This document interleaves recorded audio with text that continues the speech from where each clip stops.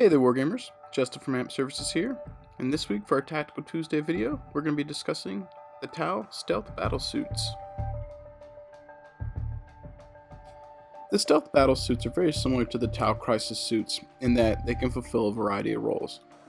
The primary difference, at least from the role perspective, between the Stealth Battlesuits and the Crisis Suits, however, are that the Crisis Suits have more weapon options to customize them with.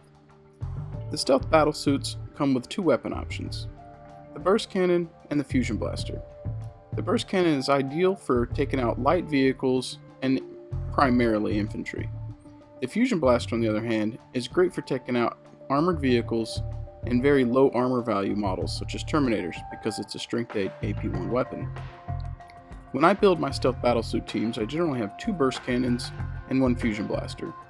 The Fusion Blaster is on the Sergeant equivalent, and I bring it for that off chance that I really need to pop maybe an HQ or a vehicle. In addition to the Fusion Blaster, I also take Target Lock and a Marker Light on my Sergeant equivalent model for my Stealth Suit teams. I do this because it essentially allows you to split fire.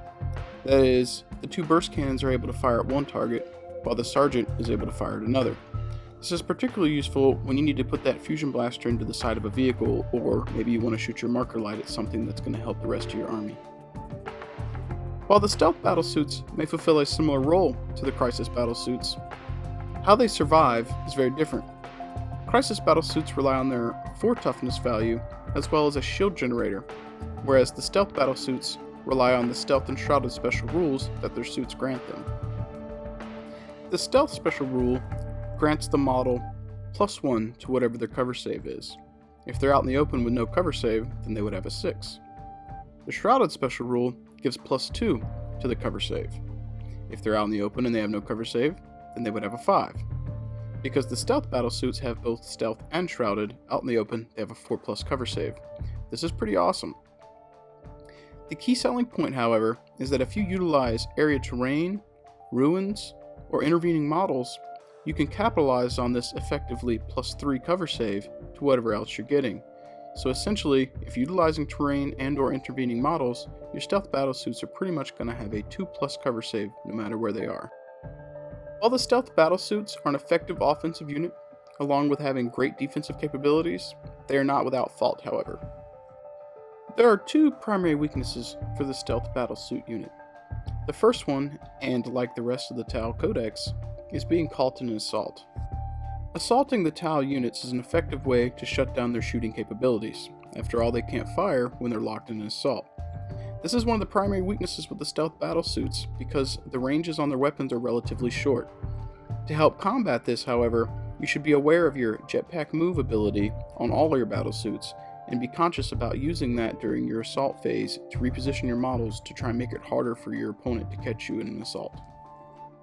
The second primary weakness for the Stealth Battlesuits is also its primary strength, its reliance on cover saves.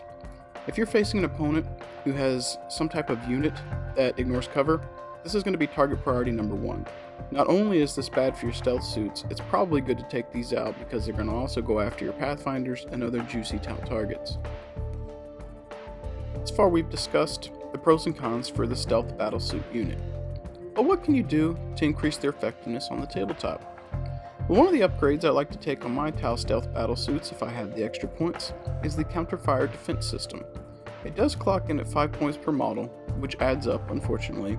However, what it allows you to do is fire your Overwatch shots at Ballistic Skill 2 rather than Ballistic Skill 1. This may not seem like much, but for an army that is so susceptible to melee combat, being able to fire Overwatch shots and hit on a 5 rather than a 6 is very effective. In addition to the support systems you might consider for your Stealth Battlesuits, you might also consider attaching some type of an HQ to them. In this particular photo, Shadow Sun's attached to the Stealth Battlesuits, and she's a prime candidate because she grants them the Swarm Protector special rule. What this allows them to do is to pass Lookout Sir rolls automatically rather than having to roll, essentially increasing her wound pool because all these Stealth Battlesuits will jump in the way of fire for her. If you opt to go with a different HQ to attach to your Stealth Battlesuit team, I would recommend one of the Crisis Suits. I would not ever attach an Ethereal to them because you want to be able to utilize the jetpack move in the assault phase, and non-jetpack units can't do this. If you've been following my other tactical videos in regards to Tau units, you knew this final suggestion was probably coming. The last thing that I would suggest for increasing the effectiveness of your stealth battlesuit teams is to utilize your Pathfinders. The majority of the Tau Codex suffers because their ballistic skills are 3s. Utilizing these Pathfinders allows you to ignore cover saves and boost your ballistic skill so you can almost guarantee those hits when you really need them. I hope you guys enjoyed this tactical discussion. I know that there are some formations as well as other goodies I did not discuss in regards to the stealth battlesuit teams, but I'm hoping in a future video I'll be able to discuss those because I've got a ghost skill that I've recently finished and I want to get some games under my belt first. If you guys enjoyed this, please take a moment to subscribe and also comment below. Let me know what you thought.